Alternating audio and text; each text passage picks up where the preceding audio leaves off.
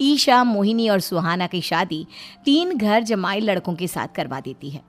उन्हें लगता है कि ये लड़के शायद घर का कामकाज संभाल लेंगे, लेकिन उनके तीनों घर जमाई बहुत आलसी थे। वो नौकरी भी नहीं करते थे और बाहर का काम भी नहीं। कावेरी जी ने अपनी बेटियों से कहा कि वो प्रेगनेंसी का बहाना बनाकर अपने पतियों को सबक सिखाए। अब सुनिए आगे। मम्मी, आपने जैसा कहा था हमने वैसा ही किया, लेकिन देखिए ना, विवेक का हाल तो वैसा का वैसा ही है। घर में ना सुबह का नाश्ता बनता है और ना खाना। नौकरी पर जाने की बात करूं तो खाने को दौड़ते हैं मुझे। हाँ मम्मी, मैंने भी सुमित को कितनी बार कहा कि अगर नौकरी नहीं करनी तो कोई छोटी सी दुकान ही खोल लो। घर का खर्चा कैसे चलेगा? देखो दोपहर के 12 बजने आए और जनाब अभी तक सो रहे हैं। हाँ मम्मी, ईशा और सुहाना ठीक कहती हैं। अविनाश का भी यही हाल है। जब मैंने अपनी प्रेगनेंसी के बारे में कहा तो मुझसे कहने लगा, अरे दूसरी लड़कियां तो 9-9 महीने तक नौकरी करती है, बस डिलीवरी के टाइम छुट्टी लेती है। मोहिनी, तुम भी नौकरी करो। अब मुझे कहाँ नौकरी मिलेगी? मम्मी बताओ, अब मैं क्या करूँ? हे भगवान, क्या सोचकर घर जमाई दामाद लाई थी मैं कि मेरी बेटियां मेरे पास रहेंगी और खुश रहेंगी, लेकिन इन आलसी दामादों ने तो हमारी जिंदगी को भी प्रॉब्लम में डाल दिया है। मैं तो कहती हूँ मम्मी, हम लोग वापस अपनी जॉब पर जाना शुरू कर देते हैं। बता देते हैं इन लोगों को कि हमने प्रेगनेंसी का बहाना किया है। नहीं नहीं बेटा, ऐसी गलती भी मत करना। अगर तुमने ऐसा किया तो इन तीनों की आदत और ख़राब हो जाएगी। अरे आज नहीं तो कल कभी तो तुम प्रेग्नेंट होगी, तब वापस यही प्रॉब्लम आएगी। तब क्या करोगी तुम तीनों? हाँ मम्मी, आपकी बात तो बिल्कुल सही है। इन लोगों को तो सुधारना ही पड़ेगा। लेकिन कैसे? अपने बच्चों के आने की खबर सुनकर भी इन लोगों पर कोई असर नहीं हो रहा। पैसे कमाने के लिए घर से बाहर निकलना ही नहीं चाहते ये तीनों। अब मेरे दिमाग में एक प्लान आया है। तुम तीनों चिंता मत करो, उन तीनों को बुलाओ, फिर मैं बात करती हूँ। थोड़ी देर बाद कावेरी जी अपने तीनों दामादों को सामने बुलाकर अपनी बात कहना शुरू करती हैं। अविनाश, सुमित और विवेक, देखो बेटा, मैं ना तुम तीनों से बड़ा प्यार करती हूँ, इसीलिए तो तुम्हें घर जमाई बना कर रखा है मैंने। अरे मम्मी जी, सीधे सीधे कहिए ना, क्या बात है? प्यार तो हम भी आपको बहुत करते हैं। अरे मम्मी जी, आपकी इज्जत भी बहुत करते हैं। अरे भाई, आपके जैसी सास और कमाने वाली बीवी सबको मिलती है क्या? हाँ मम्मी, विवेक और सुमित ठीक कह रहे हैं। आपकी बेटी से शादी करके मेरी तो ज़िंदगी ही अच्छी हो गई है। जानती हूँ मैं, और ये भी जानती हूँ कि तुम तीनों अपने अपनी बीवियों से बहुत प्यार करते हो। बेटा, बात ऐसी है कि हमारे कुल गुरु ने कहा है कि प्रेग्नेंट होने के बाद मेरी तीनों बेटियां शुरू के 4 महीने हमारे गांव में जाकर रहेगी, जहां मेरे चाचा जी रहते हैं। अरे लेकिन क्यों मम्मी, गांव में जाकर रहने की क्या ज़रूरत है इन तीनों को? वो क्या है ना बेटा, हमारे परिवार को एक श्राप है। अगर मेरी बेटियों ने यहाँ पर बच्चा पैदा करने की कोशिश की तो उनके बच्चों को कुछ भी हो सकता है। इसलिए अब से लेकर 4 महीने पूरे होने तक इन्हें गांव वाले घर में रहना पड़ेगा। हाँ, तो इसमें प्रॉब्लम क्या है मम्मी जी? हम भी वहाँ जाकर रहेंगे, पिकनिक मनाएंगे। अरे भाई, बीवी जहाँ हम भी वहाँ। हाँ यार, आइडिया तो बहुत अच्छा है।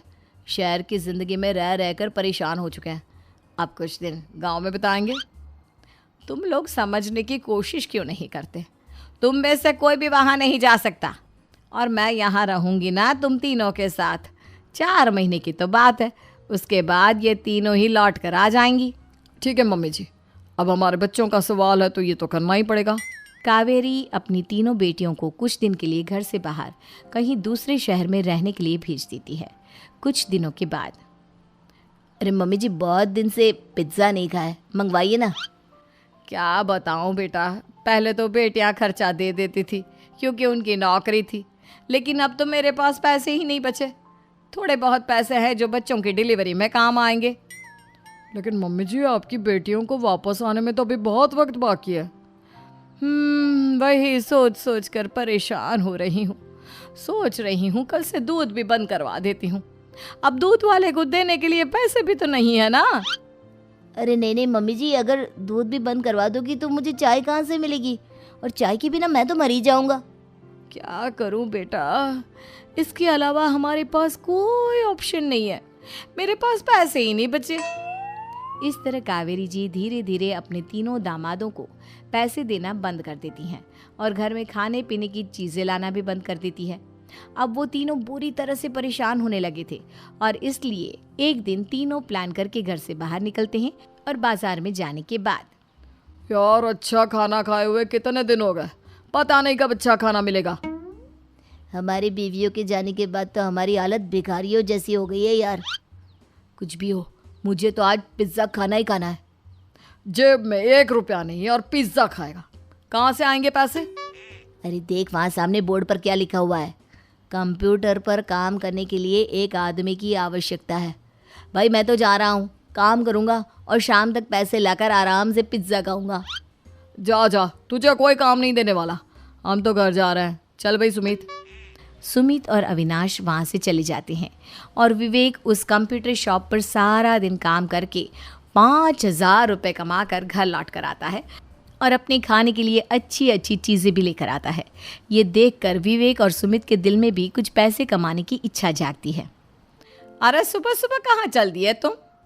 मम्मी जी एक बहुत अच्छी जगह मिली है, कंप्यूटर पर काम करने के 5,000 मिले थे कल मुझे। अगर रोज़ काम करूँगा तो पूरे 40,000 की तनख्वाह। अरे वाह, ये तो बहुत अच्छी बात है दामाद जी, आपको जाना ही चाहिए। सुमित और अविनाश विवेक को इस तरह तरक्की करते देखकर परेशान हो जाते हैं और वो दोनों भी काम की तलाश में निकल पड़ते हैं। धीरे धीरे उन दोनों को भी काम मिल जाता है। अब कावेरी के तीनों दामाद छोटी मोटी नौकरी करके अच्छा पैसा कमाने लगे थे। एक दिन कावेरी उन्हें अपने पास बुलाती हैं। अरे वाह, विवेक 40,000 कमा लेता है, अविनाश 60,000 और सुमित तुम भी 40,000 के आसपास कमा ही लेते हो।